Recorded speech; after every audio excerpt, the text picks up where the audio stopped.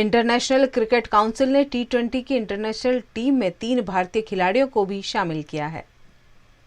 International cricket council ने साल 2022 की ICC men's T20 team of year का ऐलान कर दिया है।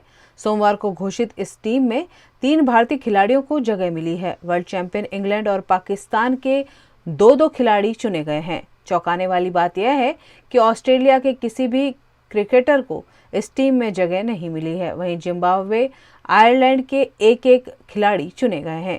इस टीम में पूर्व भारतीय कप्तान विराट कोहली, विस्फोटक बल्लेबाज सूर्यकुमार यादव और ऑलराउंडर हार्दिक पांड्या शामिल किए गए हैं। वहीं वर्ल्ड चैंपियन इंग्लैंड के जोस बटलर को टीम का कप्तान बनाया गया है। T20 वर्ल्ड कप के player of the tournament Sam Curran list में इंग्लैंड के दूसरे खिलाड़ी हैं। पाकिस्तान के मोहम्मद रिजवान और हारिस रऊफ को चुना गया है। बाबर आजम को जगह नहीं मिली है। जिम्बाब्वे के सिकंदर रजा और आयरलैंड के जोशुआ लिटिल को भी टीम में जगह दी गई है। आईसीसी ने इस 11 सदस्यीय टीम का चयन साल 2022 में T20 इंटरनेशनल क्रिकेट के खिलाड़ियों के प्रदर्शन के आधार पर किया है। गुजरात के सुरेंद्रनगर के लखतर तालुका के केसरिया आदलसर रोड पर खस्ताहाल पुलिया को किसानों को मिट्टी डालकर खुद ही ठीक करना पड़ता है।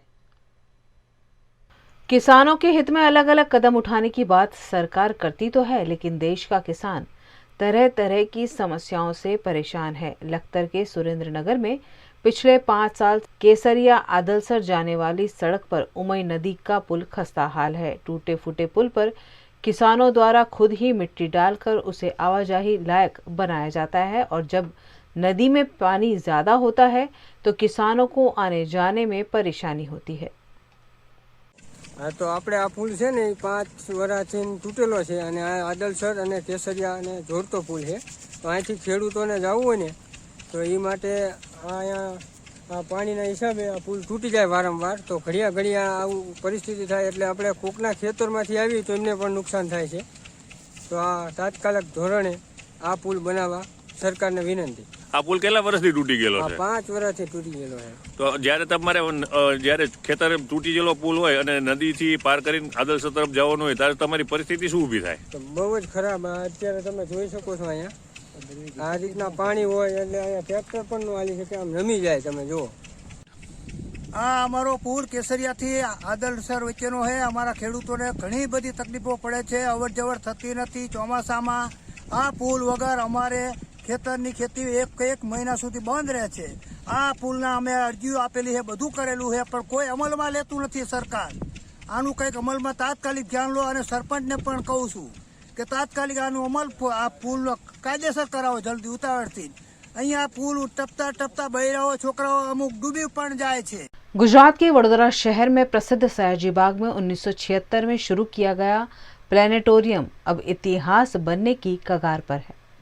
गुजरात के वडोदरा में महाराजा सर सयाजीराव गायकवाड़ ने शहरवासियों के सैर सपाटे के लिए कमाटी बाग बनवाया था। ऐतिहासिक कमाटी बाग में 47 साल पहले जर्मन टेक्नोलॉजी युक्त ऑटो कंट्रोलर प्रोजेक्ट मशीन से चलने वाले प्लेनेटोरियम की शुरुआत की गई थी, जो तारामंडल की अनुभूति कराता था। लेकिन यह मशीन पिछले कुछ दिनों से बिगड़ गया है। ऐसे में 25 दिन से प्लेनेटोरियम बंद कर दिया गया है। इस मशीन को रिपेयर करने वाले विशेषज्ञ यहाँ नहीं होने से प्लेनेटोरियम शुरू करने में जू क्यूरेटर प्रत्युष पाटणकर ने असमर्थता जताई। वडोदरा महानगर पालिका के हस्तक जो सरदार वल्लभ भाई पटेल प्लेनेटेरियम है, जिसकी स्थापना 1976 में हुई थी। अब 1976 से जो प्लेनेटेरियम बना है, तब से इसके पास जो उस ज़माने का स्पेस मास्टर प्रोजेक्टर है जो जर्मनी से मंगवाया गया था और बहुत ही उस ज़माने की सबसे हाई एंड टेक्नोलॉजी वाला ये मशीन था। लेकिन अब समय के जते जो टेक्नोलॉजी पूरी तरह से बदल चुकी है और अब इस मशीन के स्पेयर पार्ट्स मिलना या इस मशीन को रिपेयर करने के लिए उस लेवल के टेक्नीशियंस मिलना मुश्किल है। हमारा जो टेक्निकल स्टाफ है उसने नॉर्मली जो मशीन में छोटी मोटी तकनीकी खराबियां आती थी उसका हमेशा मेंटेन करके उस मशीन को कार्यरत रखने की पूरी कोशिश होती थी। ये मशीन जब ये हुआ तो हमारे इंटरनल स्टाफ ने इसको ठीक करने की कोशिश करी। 1-2 फॉल्ट्स तो हमारे स्टाफ के थ्रू रिपेयर हो गए, लेकिन जो उसके मेजर लाइट सोर्स और उसके जो अब जो तकनीकी जो ख़राबी है वो पकड़ में नहीं आ रही है, और हमारे पास वो अब इस टेक्निकल ये नहीं है। हमने हमारे मैकेनिकल डिपार्टमेंट को भी रिक्वेस्ट की है कि इस मशीन को रिपेयर करने के लिए कोई सक्षम टेक्नीशियन, कोई जानकार, कोई एक्सपर्ट मिले तो ज़रूर उस बारे में मदद करें। देखते हैं, लेकिन मुश्किल इसलिए लग रहा है क्योंकि तो अब ये पूरी की पूरी टेक्नोलॉजी बदल चुकी है। नहीं, ये किसी ज़माने की एनालॉग मशीन्स हैं, अब डिजिटल टेक्नोलॉजी आ चुकी है। तो इस मशीन को रिपेयर करने के लिए कोई टेक्नीशियन मिलना है, इसके कोई स्पेयर पार्ट्स मिलना आज के समय में मुश्किल है। 40 साल पुराना भी मशीन है। 98-99 की कुछ तो बात है जब ये जर्मनी से टेक्नीशियंस को बुलाया गया था, लेकिन अब जहाँ टेक्नोलॉजी ही बदल चुकी है पूरी। आजकल टेक्नोलॉजी इतनी जल्दी चेंज हो रही है कि 5-5 साल में मोबाइल फ़ोन की अगर आप बात कर लो तो दूसरे तीसरे साल में टेक्नोलॉजी एडवांस होकर नई टेक्नोलॉजी आ रही है। आज इस मशीन को करीब 40 साल हो चुके हैं, तो अब मुझे नहीं लगता कि इवन जर्मनी से भी हमें कोई ख़ास इस बारे में हेल्प मिल पाएगी। स्पेस मास्टर प्रोजेक्टर कंपनी का ये ढूंढ के उसको संपर्क करने की हम कोशिश ज़रूर करेंगे, लेकिन मुझे नहीं लगता ये होगा बिकॉज़ हाल ही में रिसेंटली जो 1-2 जगह के बाहर के प्लानिटोरियम्स का भी संपर्क किया तो पता चला कि इन प्लानिटोरियम्स में भी अब नए टेक्नोलॉजी के मशीन्स आ चुके हैं, तो इस मशीन को अब बदलना ज़्यादा अच्छा रहेगा। वह इस मामले में वडोदरा महानगर पालिका के डिप्टी कमिश्नर हसमुख प्रजापति से पूछे जाने पर उन्होंने जल्द से जल्द मशीन रिपेयर कर प्लेनेटोरियम शुरू करने की बात कही, लेकिन हकीकत यह है कि यह मशीन ठीक हो पाना संभव नहीं लग रहा है। प्लेनेटोरियम का जो मशीन है वो 1976 में बना था, उसमें आगे भी उसका रिपेयरिंग किया गया है। इस बार भी मशीन मतलब दिसंबर एंड से उसमें कुछ खराबी आई है, तो हमारे जो ऑफिसर्स हैं वो उसके जो एक्सपर्ट वो हमारे पास जो टेक्नीशियन अवेलेबल है उससे वो रिपेयर हो नहीं पा रहा है, तो उसके जो एक्सपर्ट मार्केट में अवेलेबल है उनका कांटेक्ट किया जाएगा और उनसे निवेदन किया जाएगा कि उसको मतलब रिपेयर किया जाए। ये अगर रिपेयर हो सकता है तो रिपेयर किया जाएगा, अगर वो रिपेयर नहीं हो पा रहा है तो उसमें आके मतलब रिपेयरिंग का कॉस्ट क्या रहती है और जो नया मशीन आएगा उसका कॉस्ट क्या रहेगा, डिसीजन लिया जाएगा कि मतलब इसको रिपेयर किया जाए या नया मशीन के बारे में सोचा जाएगा। गुजरात के वडोदरा में कॉरपोरेशन के विभिन्न विभागों में 1800 से ज्यादा जगह खाली है, लेकिन कॉरपोरेशन है कि कर्मचारियों की भर्ती के लिए तैयार नहीं है। एक और देश भर में बेरोजगारी की बातें होती हैं, वहीं दूसरी ओर सरकारी विभागों में हजारों पद खाली पड़े हैं, लेकिन उन्हें भरने में सरकार को दिलचस्पी नहीं है। कुछ ऐसा ही वडोदरा कॉरपोरेशन में भी देखने को मिल रहा है। यहां अलग अलग विभाग में ड्यूटी पर कार्यरत अधिकारी और कर्मचारी सेवानिवृत्त हो गए हैं या फिर उनकी मृत्यु हो गई है।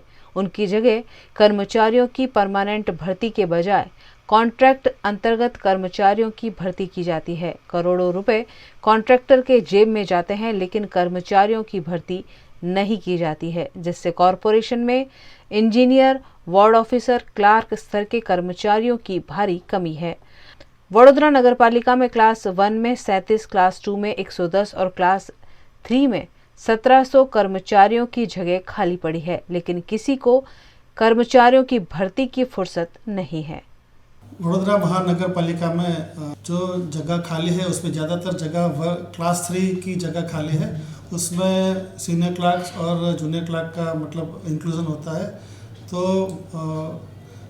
थोड़े समय पहले वडोदरा महानगर पालिका ने करीबन 552 जूनियर क्लास की भर्ती के लिए आवेदन दिया था, तो उसमें हमने जो एप्लीकेशन मिले हैं उसका हमने स्क्रूटिनी किया है और उससे गवर्नमेंट से हमने परमिशन ली है कि ये जूनियर क्लार्क की परीक्षा किस एजेंसी से लिया जाए, तो सरकार ने परमिशन दिया है गौण सेवा आयोग मार्फत उसका एग्ज़ाम लिया जाए।